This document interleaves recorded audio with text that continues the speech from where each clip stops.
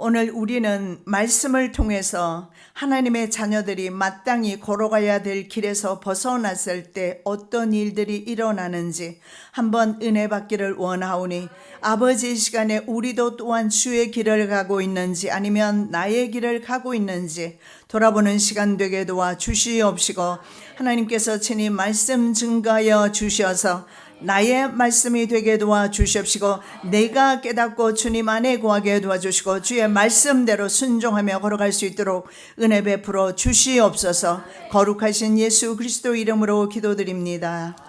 아멘.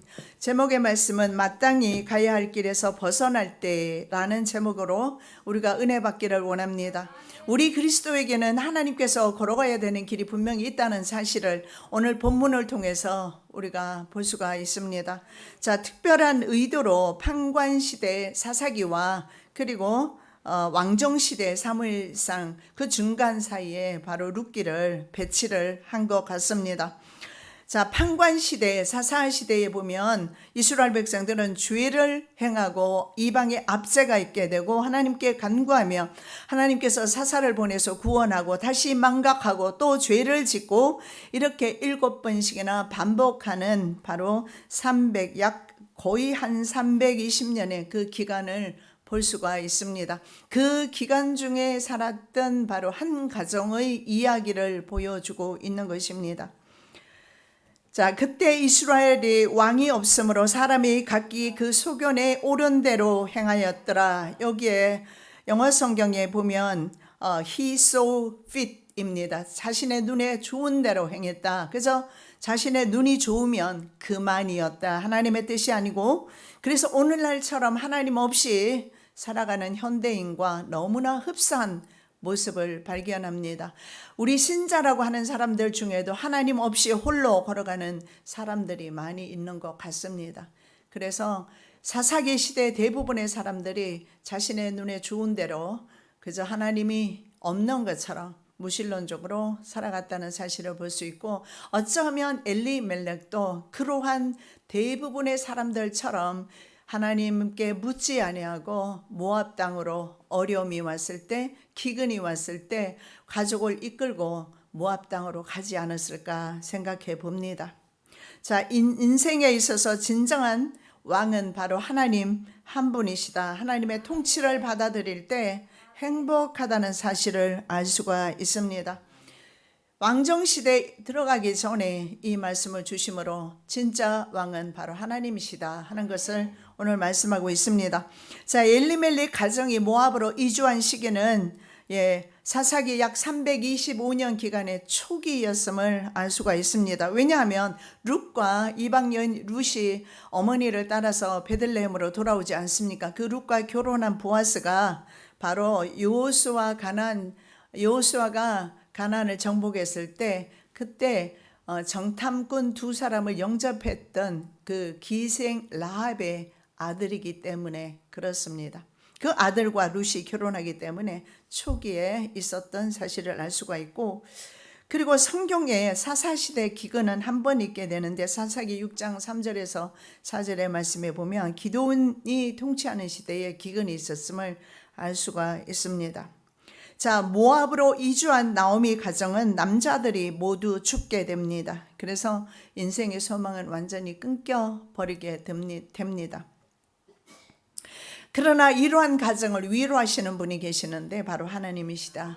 그렇습니다. 우리는 인생 옆길로 갈지라도, 그리고 실패의 늪에 빠져 있을지라도 우리를 다시 회복시키는 분이 계신다는 사실에 우리는 오늘도 위로를 받습니다. 자, 하나님께서는 나오미 가정을 회복시키시고 동시에 바로 이스라엘의 위로자를 계시하여 주십니다. 라합과 룻이라는 두 이방 여인의 후손을 통해서 오게 될 바로 다윗 왕국입니다. 다윗 왕과 그리고 그의 후손으로 오게 되는 메시아 예수 그리스도를 보여주고 계시하고 있다는 사실을 알 수가 있습니다. 자, 마태복음 말씀을 한번 보겠습니다. 살몬은 라합에게서 보아스를 낳고, 보아스는 룻에게서 오벳을 낳고, 오벳은 이새를 낳고, 이새는 다윗 왕을 낳으니라. 야곱은 마리아의 남편 요셉을 낳았으니 마리아에게서 그리스도라 칭하는 예수가 나시니라. 마태복음의 지면이 부족해서 낳고 또 낳고 계속 이렇게 말하는 것이 아닙니다. 끝에 가서 누가 낳습니까? 예수 그리스도입니다. 그래서 14대 42대까지 낳고 나옵니다. 그리고 예수 그리스도라 칭하는 그리스도라 칭하는 예수의 탄생을 말씀하고 있습니다. 사람의 탄생 복음은 바로 예수 그리스도의 탄생을 예고하고 있는 것을 마태복음 1장에서 우리가 볼 수가 있습니다. 자식이 모두 끊겼습니다. 소망이 끊긴 가정에서 과연 메시아를 계시하고 있단 말입니다. 그래서 우리는 인생 실패는 우리의 실패일 뿐이지 하나님께 드려졌을 때는 그 실패는 실패가 전혀 아니다라는 사실을 볼 수가 있습니다. 자, 바로 이 소망이 끊긴 한 가정을 통해서 메시아의 탄생의 소망이 오르고 있습니다. 인간의 어떻게 보면 혈통은 끊어졌지만 메시아 혈통이 이어지고 있는 것입니다. 자, 본문에 두 여자가 나옵니다. 나오미와 룻입니다. 두 여인을 통해서 메시아를 계시하십니다. 성경에는 특이하게 여자 이름 두 사람이 나오는데 바로 에스더서와 룻기입니다. 그 중에 오늘 바로 에스더서입니다. 나오미서라고 하지 않습니다. 나오미는 이방으로 갔던 이스라엘 민족이라면 바로 룻은 이방 여인이면서 이스라엘 족속 가운데 총회에 들어온 하나님의 은총받은 이방인인 저와 여러분들을 의미합니다. 그래서 이 룻기는 룻의 기록이 아니고 나오미의 기록이 아니고 오늘 저와 여러분의 기록이 될 줄로 믿습니다. 자, 그 당시에 여인들은 상당히 불평등 시대에 불평등하게 취급을 받았던 시대겠죠. 그런데 이 여인의 이야기가 굉장히 드라마틱하게 그리고 파격적인 사상으로 우리에게 다가오고 있습니다. 나오미는 가정의 몰락 중에 가정의 회복의 위로를 받습니다. 그리고 룻은 개종과 회심을 통해서 존귀한 자리에 오르게 됩니다. 왜냐하면 모압과 암몬은 성경의 신명기 말씀에 보면 이스라엘 총회에 들어올 수 없는 사람이에요. 그런데 하나님의 은총 가운데 이스라엘 총회에 들어온 것입니다.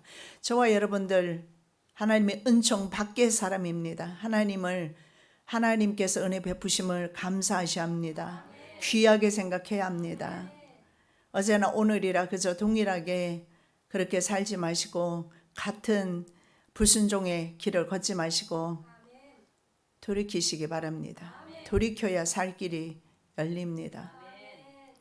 우리는 너무나 잘못된 고집으로 오랫동안 자신의 길을 가는데 전혀 우리는 하나님의 뜻을 꺾을 수는 없어요. 우리의 생각이나 우리의 고집이 전혀 하나님의 뜻을 꺾을 수 없다는 사실을 빨리 인정하고 빨리 주님 앞에 손드는 것이 우리가 행복하다는 사실을 우리는 기억하셔야 합니다. 혹시 우리의 환경도 불만족스럽습니까? 부부를 잘못 만났습니다. 사업이 기울어졌습니다. 질병이 있습니까?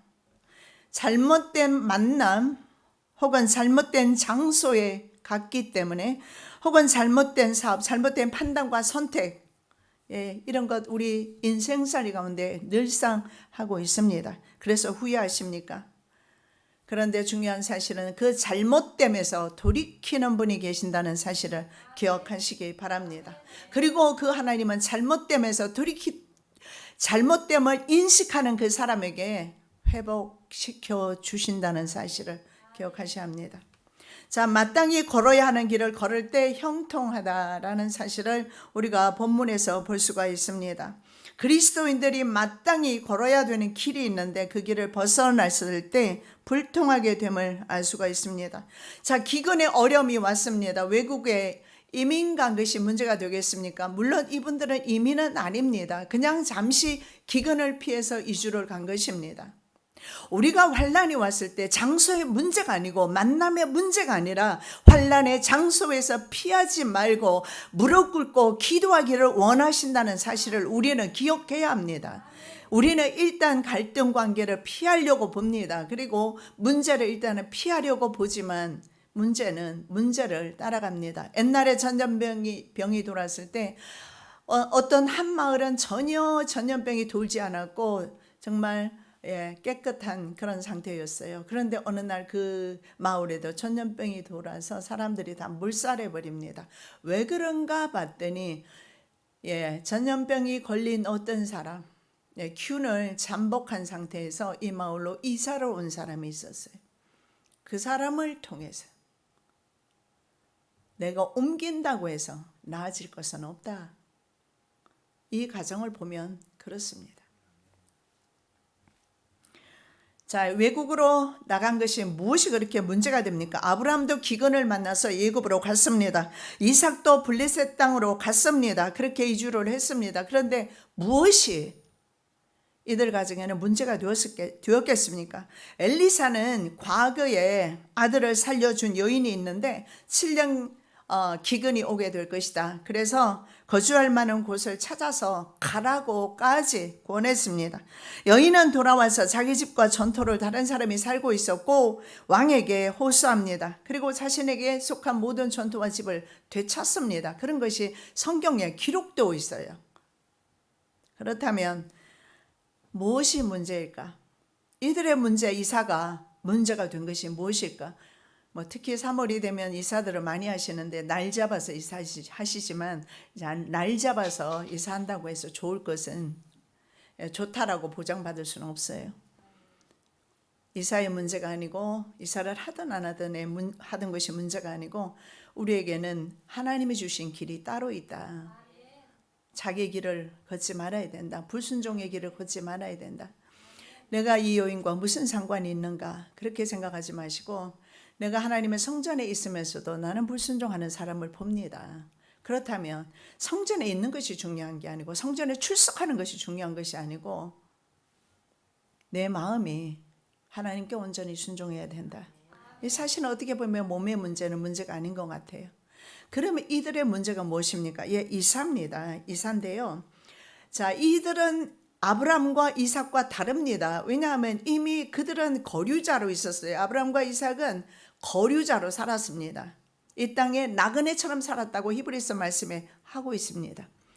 하나님의 거할성을 바라보면서 나그네처럼 살았다라고 말하는데 이스라엘 백성은 그 땅을 떠나지 말아야 할 것은 그 땅에 하나님께서 심지 뽑아서 땅을 직접 주셨어요. 그리고 말씀하기를 이 땅을 떠나지 말라. 왜냐하면 이 땅은 내가 축복하는 땅이다. 그렇다면 이스라엘 백성은 땅과 굉장히 밀접합니다. 자신의 신앙이. 이스라엘 땅과 그리고 이스라엘 백성의 신앙은 함께 간다. 그래서 여호수아의 주제가 바로 땅이 주제입니다. 순종하면 그 땅에서 오래 살 것이고 불순종하면 쫓겨날 것이다. 이렇게 말씀하고 있습니다. 그렇다면 아무리 어려움이 와도 어려움을 주실 때는 하나님께서 회개하라고 주시는 말씀입니다. 회개하라고, 돌이키려고, 피하라고 주시는 은혜가 아니라는 것입니다. 그래서 이미 기업으로 그 땅을 주셨기 때문에 땅 분배가 끝난 상태였고 땅을 기업으로 받았고 그렇다면 어려움이 와도 그 땅에서 울면서 하나님 앞에 기도하면서 그 땅을 지켜야 되는 의무가 있어요. 여러분 내 가정에 어려움이 있다고 해서 던지겠습니까? 자녀를 던지겠어요? 아내를 던지겠어요? 남편을 던지겠습니까? 못 던지고 지금까지 살고 있지 않습니까? 저 왼수 같은 사람도. 그러나 왼수가 아닙니다. 하나님은 회복시켜 주시기를 원하신다는 사실을 살아있지 않습니까? 여러분의 자녀가 살아있고 남편과 아내가 살아있고 이것은 복입니다. 나오미는 다 죽어버렸습니다. 소망이 완전 끊긴 상태입니다. 그럼에도 불구하고 하나님은 우리에게 오늘 소망을 주시고 계시는 겁니다. 특히 나오미가 떠났던 땅은 예수께서 태어날 베들레헴입니다.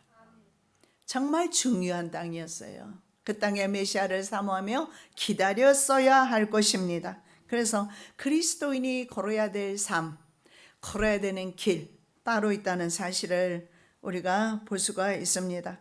그렇다면 우리가 걸어야 되는 길은 어딜까요? 나는 그럼 베들레헴으로 이삭할까요? 이방인들은 잘 받아주지도 않아요. 유대인들만 받아줍니다. 내가 그러면 이민 가야 될까요? 하나님 앞이어야 합니다. 우리가 걸어야 될 길은 하나님 앞입니다. 하나님 앞에서 걸어갈 때에 우리는 어떠한 곳에 있든지 형통할 줄로 믿습니다. 자, 떠난 이유가 무엇입니까? 그 땅에 흉년이 왔기 때문입니다. 성경의 흉년은 죄에 대한 심판들 가운데 하나였습니다. 내가 너희의 세력을 인한 교만을 꺾고 너희 하늘로 철과 같게 하며 너희 땅으로 녹과 같게 하리니 너희 수고가 헛될지라. 땅은 그 산물을 내지 아니하고 땅의 나무는 그 열매를 맺지 아니하리라. 경제적인 어려움이 이렇게 옵니다. 하나님의 심판들 가운데 하나다. 하늘이 철과 같이 굳게 됩니다. 농경사회에서 비가 오지 않으면 농사를 지을 수가 없습니다. 오늘처럼 관계수로가 발달되지도 않았고요. 오직 하늘의 비만 의존했던 시대에 비가 오지 않는 것은 하나님께서 진노하셨구나 깨닫는 것입니다. 내 가정에 형통하지 못하고 불통했을 때 혹시라도 하나님께서 내게 말씀하시는 것이 있지 않을까? 기도가 먼저입니다.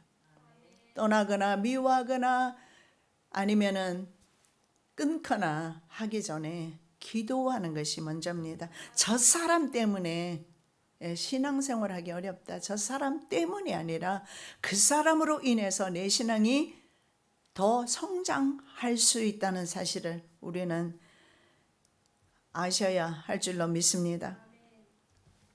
베들레헴 떡집입니다. 성경의 떡집은 예수 그리스도로 가리키죠. 기근이 심했어요.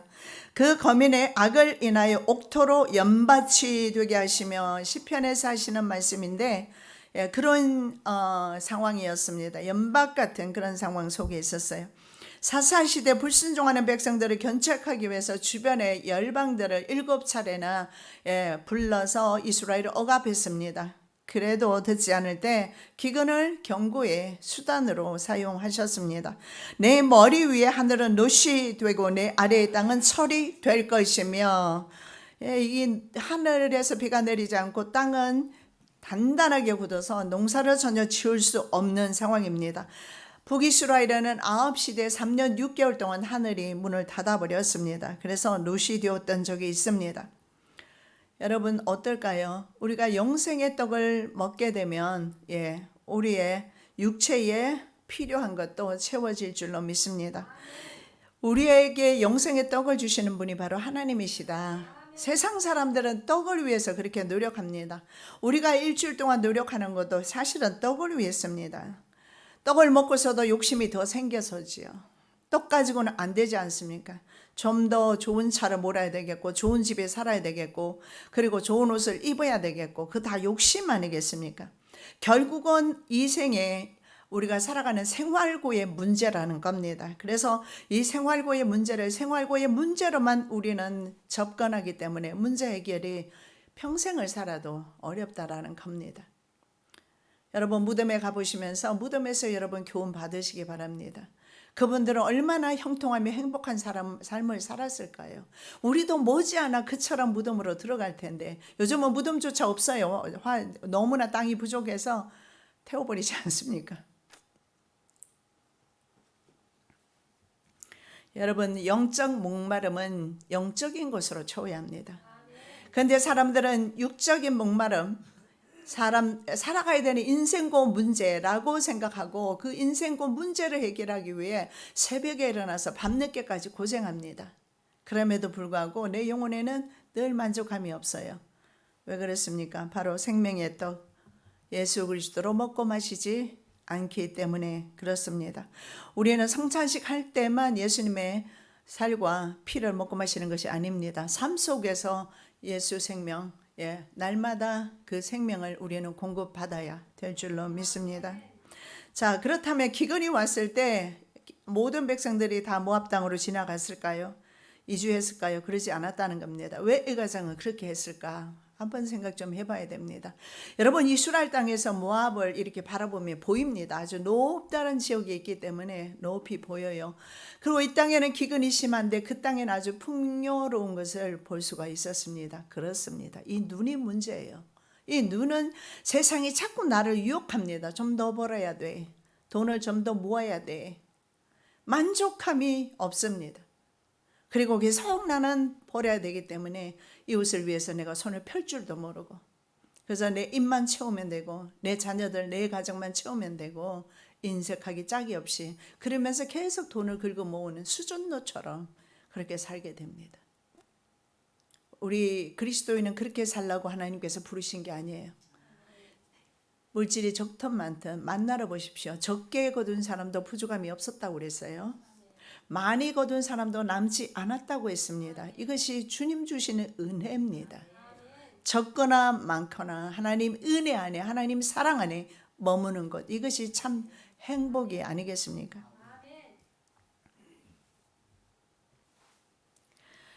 자, 만일에 자신의 기업인 땅이 다른 사람에게로 넘어갈 수가 있어요. 빚이 져서 말입니다. 그렇다면 고엘법에 따르면 다른 형제가 넘어간 땅을 사주어야 합니다. 그래서 대부분 땅이 잘 안 넘어갑니다. 넘어갔다 하더라도 반드시 이스라엘의 법은 뭐냐 하면 예수님께서 우리에게 형제의 의무를 감당하셨기 때문에 우리가 구원받는 겁니다. 십자가로서 우리 죄를 대신 짊어지셨기 때문에 우리를 그렇게 사랑하셨기 때문에 우리가 구원받는 겁니다. 마찬가지로 형제가 팔려갔을 때 돈을 주고 되사와야 되고 형제의 땅이 팔렸을 때도 역시 되사오는 것입니다. 그래도 되사오지 못하면 희년이 되면 그 땅은 자동적으로 그 사람에게로 돌아가게끔 그렇게 해 두셨어요. 어떤 의미일까요? 예, 어쩌면 이것은 천국을 의미합니다. 이미 하나님께서 우리에게 주신 천국을 우리는 너무나 쉽게 버리고 세상 그 먹는 문제, 기금 문제, 돈 문제, 물질 문제 때문에 너무나 쉽게 하나님의 그 은혜 자리를 박차고 나가지 않습니까? 이게 문제라는 겁니다. 너무나 쉽게 마음이 세상으로 빼앗겨 버립니다. 어쩌면 오늘 이 설교 듣고도 오후 시간 되면 다 잊어버릴 것이고, 그래서 저는 다음에 또 설교할 것이 있겠지만 또 내일부터는 삶 속에 묶여서 돈이 나를 내 목을 조이도록 그렇게 놔둘 겁니다. 그렇게 하지 마십시오. 아무리 급해도 먼저 해야 될 일이 있습니다. 주님 앞에 기도하며 찬양하며 시간을 내어서 주님께 더 드리고, 아무리 가난해도 해야 할 일이 있습니다. 이웃을 좀 돌아볼 줄 아는 눈이 있어야 돼요. 그저 돈의 노예가 되어서 오직 자도 자신의 주님은 돈이에요. 그러면 그 심령 속에 은혜라는 것이 있겠습니까? 자나깨나 생각하는 게 돈인데.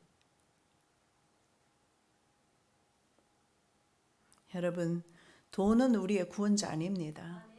돈은 내 생명을 절대 구원하지 못합니다. 저부터 만일에 돈이 내 생명 구하면 저 내일부터 딱 목회 그만두고 저부터 나갑니다. 이 어려운 길을 가지 않을 겁니다. 이 억울한 길을 가지 않을 거예요. 아무리 억울한 일을 당해도 말 못하고 당해야 되는, 받아야 되는 이 길을 왜 갑니까? 나를 구원하는 그 길을 가지. 그러나 이 길만이 나를 구원하기 때문에 저는 목회를 통해서 많은 상급까지도 바라지 않습니다. 정말 하나님께서 나를 구원해 주셨고 내가 천국 백성이 되기만 해도 저는 그걸로 감사합니다. 그곳이 어떤 곳입니까? 아무나 들어갈 수 없는 곳이에요. 이 땅에 70억의 인구가 있지만 그들이 다 들어가느냐? 못 들어갑니다. 지금 한국에 배도하는 것을 보면 얼마나 적은 무리가 들어갈까 심히 의심스럽습니다. 하나님께서는 나를 통해서 영광 받기를 원하시고 나를 통해서 예배를 받기 원하신다. 지금 예배하고 계십니까? 돈이 아닌 하나님께 말입니다.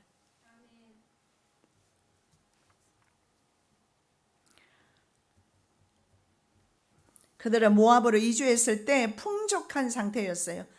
1장 21절에 보면 오히려 비어서 돌아오게 돼요.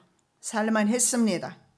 그런데 자신만 잘 살아보고자 하는 욕심으로 갔을 가능성이 있습니다. 형제들과 함께 그 고난을 이겨냈어야 합니다. 주어진 환경에 책임과 의무를 감당할 생각을 해야 합니다. 나만 살고 보자는 시건은 하나님께서 기뻐하지 않습니다. 주어진 환경에 책임과 의무를 다하지 않았을 때 피하는 사람은 형제들의 손을 약하게 합니다. 낙담하게 합니다. 가까운 사람을 귀하게 여기지 않고 주어진 환경에 감사하지 못해서 떠나는 사람은 믿을 만한 사람이 못 된다는 사실을 알 수가 있어요. 때로는 사업이 안 될 때 장소나 사람의 문제 혹은 기술이나 위치의 문제로 생각하기 쉽습니다. 장소의 문제 아닙니다. 사람의 관계의 문제도 아닙니다. 하나님 관계가 회복이 되어야 하고 하나님 앞에 드리는 예배가 회복이 되어야 합니다. 여러분, 하나님을 만홀히 여기지 마십시오. 그저 그냥 세상만 쫓고 물질만 쫓고 마음속에는 그렇게 하면서 여러분 어떤 생각이 들어요? 내가 예배를 드렸으니까 나는 오늘 예배를 드렸다라고 생각하십니까? 우리의 삶이 예배가 되셔야 될 줄로 믿습니다. 하나님을 사랑하고 예배를 사랑한다면 이교도들이 살고 있는 모압 땅으로 가지 않았을 겁니다. 모압과 암몬은 누굽니까? 롯의 두 딸의 후손들입니다. 그들은 결국은 그렇게 해서 이방인들이 된 것이고 영원히 이스라엘 총회에 들어올 수 없는 사람들이 된 것입니다. 내가 살기 힘들다 해서 하나님의 존전에서 박차고 나가서는 우리에게 소망이 없을 겁니다. 베들레헴은요, 기근으로 허덕이는 동안에 모압은 실제로 풍요로 왔습니다. 여러분, 일반 은총 말입니다. 일반 은총 때문에 모든 사람이 지금 숨을 쉬고 있고, 일반 은총으로 인해서 예수 안 믿는 사람이 더 잘 살고 정치적으로 더 복을 받는 경우 있습니다. 그러면 하나님께서 그들을 더 사랑했을까요? 그래서 시편의 말씀에 보면 그들이 잘 되는 걸 보면서 실족할 뻔했다, 이런 구절이 군데군데 나옵니다. 저 사람은 예수 안 믿는데도 너무너무 잘 돼. 그래서 내가 실족할 뻔했다라는 것입니다. 그러나 분명히 아셔야 합니다. 그들의 분깃은 세상으로 끝납니다. 세상으로 끝나요. 영원한 나라를 상속받지 못합니다. 영원한 나라를 상속받아야 되는 자라면 반드시 세상의 분깃을 버릴 줄 알아야 돼요. 두 가지는 취할 수가 없어요. 양쪽에 두 마리 새를 잡을 수는 없는 겁니다. 세상도 취하고 하나님 나라도 취하고 그렇게 되지 않습니다. 그리스도인은 세상을 버려야 합니다. 우리는 얼마나 많은 물질의 욕심을 가지고 살고 있지는 않습니까? 혹시 물질 필요합니다. 물질 자체를 성경은 비난하지 않아요. 물질을 사랑하면 물질이 하나님이 된다는 것이 문제지.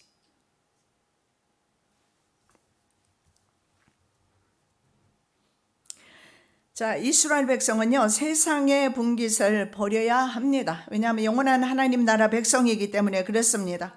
그래서 이스라엘은 이 그릇에서 저 그릇으로 옮겨졌습니다. 예레미야 48장 11절입니다. 그러므로 나 여호와가 말하노라. 날이 이르리니 내가 그 그릇을 기울일 자를 보낼 것이라. 그들이 기울여서 그 그릇을 비게 하고 그 병들을 부수리니. 어쩌면 하나님의 사람들에게 하나님께서 더 환경 가운데서 혹독하게 대할 수도 있습니다.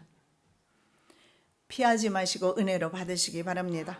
자, 잘못 선택한 길이 또 다른 잘못된 길로 인도하고 있는 것을 보게 됩니다. 자, 엘리멜렉은 자신 가정을 굶기지 않으려고 가장으로서 책임을 다했다는 사실을 볼 수가 있습니다. 자, 성경에 자기 친족, 특히 자기 가족을 돌보지 않는 사람은 믿음을 배반한 자고 불신자보다 더 악한 자라고 디모데전서 5장 8절에서 말씀하고 있습니다.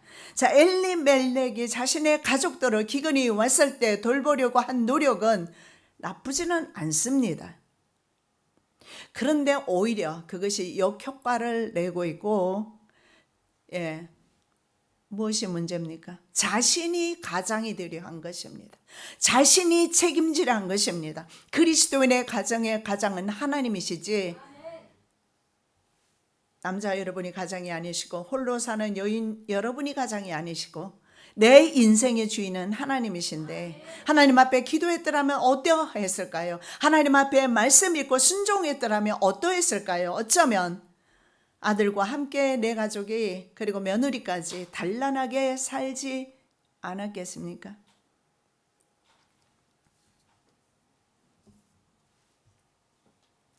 자신이 때로는 인생을 책임지려 할 때 더 큰 재앙이 올 수도 있다.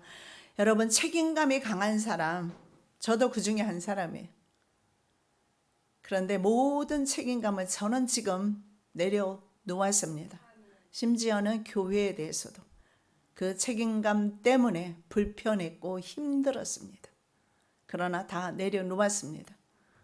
하나님의 뜻대로, 주님의 뜻대로 이루어지기를 원할 뿐이며, 그저 나 혼자라도 하나님 앞에 참된 예배자로, 그리고 내 모습을 통해서 여러분들이 하나님 앞에 참된 예배자로, 그래서 하나님께서 영광 받으시기만 한다면 저는 끝까지 사명 감당할 것입니다. 기도로 우리는 우리 가정을 이끌어야 합니다.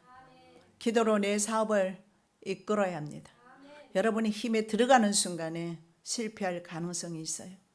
힘이 들어간다 싶으면 바로 힘을 내려놓기 위해서 그 자리에서 무릎을 꿇으십시오. 그리고 하나님의 도우심을 바라시기 바랍니다. 호적상의 호주일지라도 스스로 호주가 되지 않으시기 바랍니다.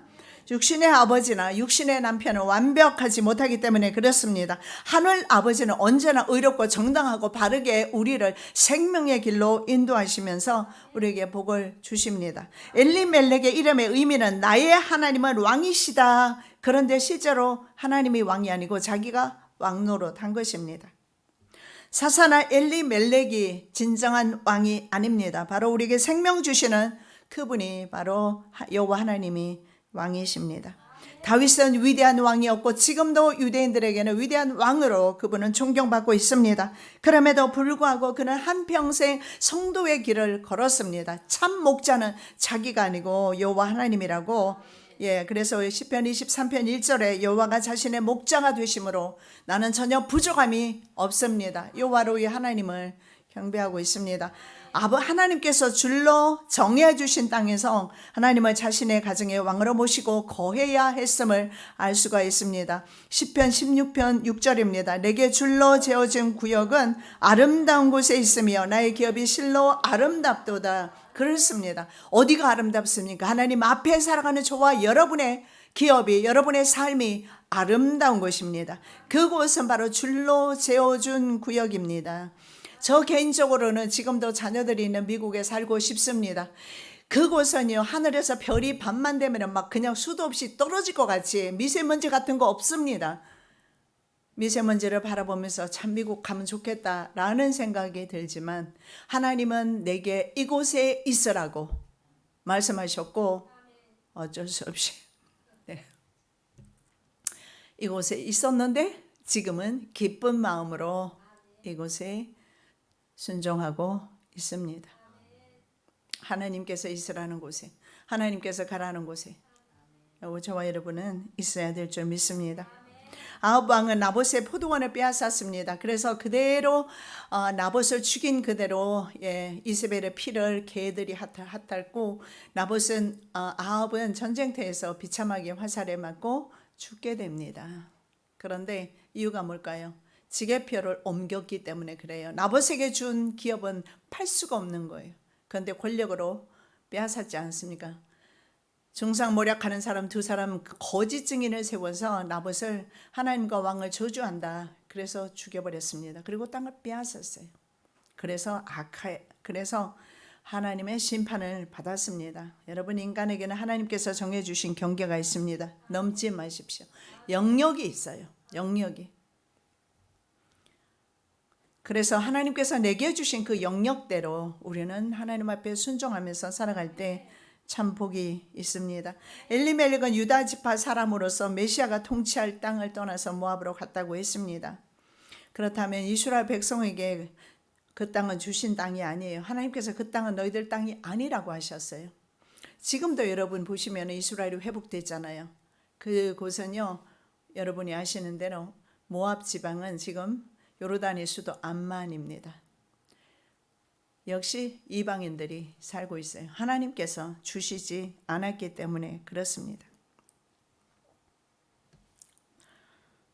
약속의 땅은 하나님께서 그들에게 기업으로 주신 땅이고, 그리고 하나님의 약속이 있어요. 약속이. 하나님에 대한 이스라엘의 신앙은 그 땅에 대한 바로 태도 여부에 달렸다라고 말씀을 드렸는데, 아무리 어려워도 하나님께서 주신 땅임을 확신하고, 그리고 지금은 어렵지만 이곳에 복 주실 것임을 믿고, 그 땅에 머물렀어야 하는 것이 그들의 사명이었어요. 하나님의 통치를 받고 있다는 것이고 하나님의 뜻대로 살고 있다는 것이며 하나님의 주권을 인정하는 삶이라는 의미가 됩니다. 만일에 환경의 변화가 올 때마다, 어려움이 올 때마다, 고난이 올 때마다 동요가 일어난다면 이것은 반드시 하나님의 신앙으로부터 그 사람이 멀어져 있다라는 것을 보여줍니다. 나오미는 나의 사랑하는 자, 즐거운 자, 기쁨이라는 뜻입니다. 기쁨. 그런데 나오미는 이렇게 말합니다. 나를 나오미라 부르지 마라. 나는 마라다. 이렇게 말합니다. 자, 이스라엘 민족이 홍해를 건넌 후에 수르 광야에서 3일 여행하고 아주 지치고 힘들었을 때입니다. 얼마나 지쳤겠습니까? 얼마나 정말 물이 필요했지 않겠습니까? 우리는 그렇습니다. 물이 정말 필요해요. 그런데 대부분은 쓴물을 마신다는 거죠. 마라가 바로 그런 곳입니다. 세상에서 내가 물을 찾으면 쓴물을 마실 수밖에 없어요. 하나님 안에서 물을 찾을 때 주님이 수가성 여인에게 주셨던 그 생수를 우리들에게도 주십니다. 그래서 물을 마셨는데 물이 너무 써서 먹을 수가 없어요. 그래서 이름을 지명을 마라라고 했습니다.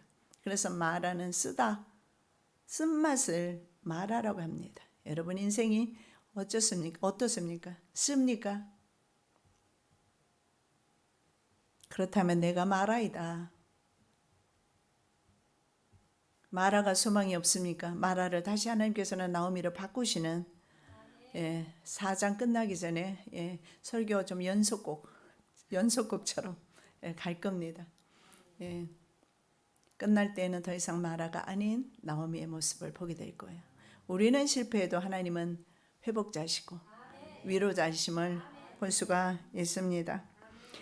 그런데 물을 마실 수 없게 되었을 때 백성들은 즉시 불평합니다. 참 안타깝습니다. 불평하는 대신에 감사하면 어떨까? 바로 이런 일이 있으면 불평하거나 바로 그냥 떠나버리거나 그렇게 하는데요. 하나님은 모세를 통해서 나뭇가지를 물에 던지게 했더니 그 물이 달게 되었어요. 결국은 같은 현장입니다.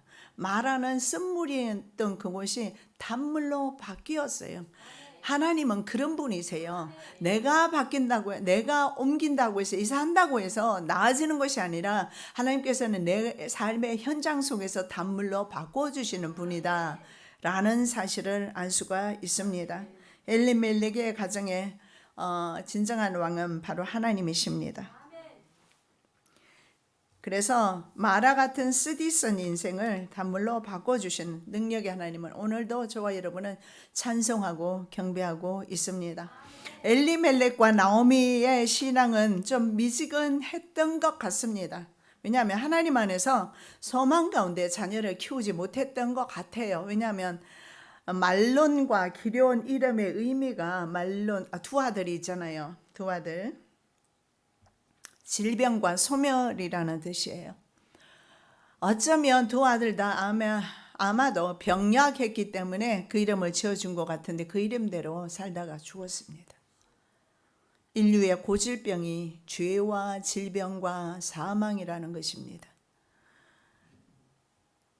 한나에게 엘리 제사장은 술 취해서 그러고 있지 마라 그랬을 때 한나는 뭐라고 말합니다. 내가 하나님 앞에 원통함이 있어서 지금 기도하는 것입니다. 그리고 뭐라고 말합니까? 하나님께 나는 구했습니다. 사무엘 하나님께 구하였다. 사무엘을 받습니다. 두 여인이 차이가 있지 않습니까? 나오미도 나중에는 믿음이 성장되었습니다마는 나오미 신앙에 이건 문제가 있다라는 사실을 알 수가 있는 것이 병약한 아들을 왜 그렇게 승리의 이름을 지어주지? 무엇 때문에 그 아들을 질병과 소멸이라고 지었을까? 혹시 여러분 자녀들 이름 뭔지 한번 이 시간에 생각해 보시면서, 너무 육신적인 이름이거나, 저는 우리 딸이 내게 그래요. 엄마 이름 지어주세요. 애기 이름 지어주세요. 내가 어떻게 짓습니까? 그래서 기도도 해보기도 하고 생각도 해보기도 하고 전혀 생각이 안 나요. 뭐라고 지을 수가 없어요. 그런데 전혀 그날은 그 아이를 위해서 기도하지 않았는데 갑자기 하나님께서 말씀하시는 겁니다. 이 아이는 사람들에게 은혜와 생수와 같은 아이다. 은수다. 은수가 주관이 뚜렷한 것 같답니다. 그래서 마음에 들어요. 인물은 보장을 못해요. 의사가 말하는데 보통 좀 사진을 찍어야 되면 아이들을 움직여야 되는데 얘가 딱 이렇게 꼬고 있는지 몸을 안 움직인대요. 몇 번을 밀어봐도 얘가 꿈쩍도 안 하고 그냥 가만히 있대요. 그래서 의사가 하는 말이 얘는 주관이 뚜렷한 것 같다고. 하나님 앞에 그 주관 뚜렷한 그 주관을 가지고 하나님 앞에 끝까지 헌신할 줄로 저는 그렇게 믿습니다. 예, 주관이 뚜렷해야죠. 하나님에 대한 믿음이 뚜렷해야죠. 예, 질병과 소멸이 뭡니까? 자식의 이름을. 혹시 자식의 이름이 마음에 들지 않으면 여러분도 기도하시면서, 저 평생 목회하면서 이름 많이 바꿔줬거든요. 하나님께서 이름을 주시더라고요. 주시는 분만. 이름이 왜 중요한지 아십니까? 계속 그렇게 불려지고 하나님은 자녀의 입에는 권세가 있어요. 그대로 되거든요. 그래서 계속 그 아이를 향해서 부를 때 너는 질병이다, 질병아, 그리고 소멸아, 그러고 했을 거 아니에요. 참 가정이 심각했습니다. 아버지가 죽고 그 이름대로 말론과 기럨 역시 젊은 나이에 자녀도 남기지 못하고 죽어버립니다. 갈대아 역본에서는요, 그들의 날이 단축되었다 이렇게 말합니다. 왜 그들의 날이 단축되었을까요? 이방 나라에 간 문제가 뭘까요? 국제 결혼인데 믿음의 사람들끼리 한 것이 아니고 이방인들, 바로 불신앙적인 사람들, 이방 신을 섬기는 사람들, 이교도와 결혼을 했기 때문이다. 그래서 오르바는 자기의 신에게로 돌아갔지 않습니까? 룻도 자기의 신에게로 돌아가야 되는데 뭐라고 말합니까? 어머니 하나님이 나의 하나님이 되실 것이요. 어쩌면 믿음 없는 가정을 통해서 이방 여인을 통해서 믿음이 무엇인지 보여주고 있는 것 아니겠습니까? 결국은 불신앙적인 이름의 문제와 불신앙적인 결혼의 문제가 되었습니다. 그래서 율법을, 이방 여인과 결혼하지 못하는 율법을 어겼기 때문에 생명이 단축되었다라고 보여집니다. 남편이 죽고 나서 이방 땅에서 나오미는 얼마나 두 아들을 의지했겠습니까? 아마 전부였을 겁니다. 두 아들의 시신을 이방 땅에 묻을 때 얼마나 오열하며 얼마나 고통했을까요? 어머니는 짐작할 수 있을 겁니다. 이사야 47장 9절입니다. 한날에 호련히 자녀를 잃으며 과부가 되는 이 두 일이 내게 임할 것이라. 저는 어떤 분을 오래전에 만났는데 외국에서 살해당한 아들을 가슴에 혼자 묻고 목회자에게도 말 못하고 그 고통 가운데 몇 년이 지났지만 홀로 괴로워하는 어머니를 만나고 그분에게 기도를 해드린 적이 있어요. 오랜 세월이 지났어도 아들을 땅에 묻지를 못한 거예요. 이미 시신이 되었음에도 불구하고. 이런 고통의 여인이 세상에서 위로받을 때가 있을까요? 나오미가 그러지 않았겠습니까? 내가 그 어머니를 보면서 너무나 고통 속에 있는 그 모습을, 누구도 위로할 수 없는 그 고통을 보면서 내가 그분에게 물었어요. 어떻게 이렇게 마음에 고통이 있습니까? 물었더니 그분이 비로소 울면서 하는 이야기가, 내 아들이 저 아시아 쪽 어디입니다. 살해당해서 돌아왔다. 그리고 교회도 알리지 못했다. 너무나 고통스러우니까. 나오미가 그러지 않았을까요? 어쩌면 질긴 목숨이라 살았을 수도 있습니다. 그런데 하나님께서는 그의 위로자가 되셨고 다시 그 가문을 회복시키는 것을 볼 수가 있습니다. 왜 그랬을까요? 나오미가 다시 베들레헴으로 돌아오는 결정을 했기 때문입니다. 다른 것 하나도 없습니다. 아버지께로 돌아오기로 결정한 것입니다. 모든 것이 풍족한 아버지 집으로 돌아오는 것만이 가정을 회복시키며 자신이 회복되는 길임을 알았기 때문에 고향으로 돌아옵니다. 그래서 이 최고의 결정으로 인해서 바로 이것은 하나님에 대한 순종입니다. 이 순종으로 인해서 나오미 가정은 왕의 가문이 되고 메시아의 조상이 된 것입니다. 우리 가사 하나를 보겠습니다. 우리 함께 기도해. 주 앞에 나와 무릎 꿇고 우리 함께 기도해. 라는 찬송인데, 주님 앞에 나와 무릎 꿇고 긍휼 베푸시는 주, 하늘을 향해 두 손 들고 하늘 문이 열리고 은혜의 빗줄기 이 땅 가득하도록 마침내 주 오셔서 의의 빗줄기 우리 위에 부으시도록 기도하겠습니다.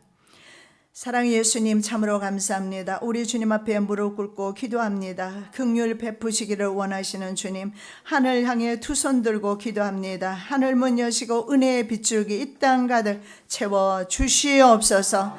은혜의 소나기 부어 주시옵소서. 거룩하신 예수 그리스도 이름으로 기도드립니다. 아멘.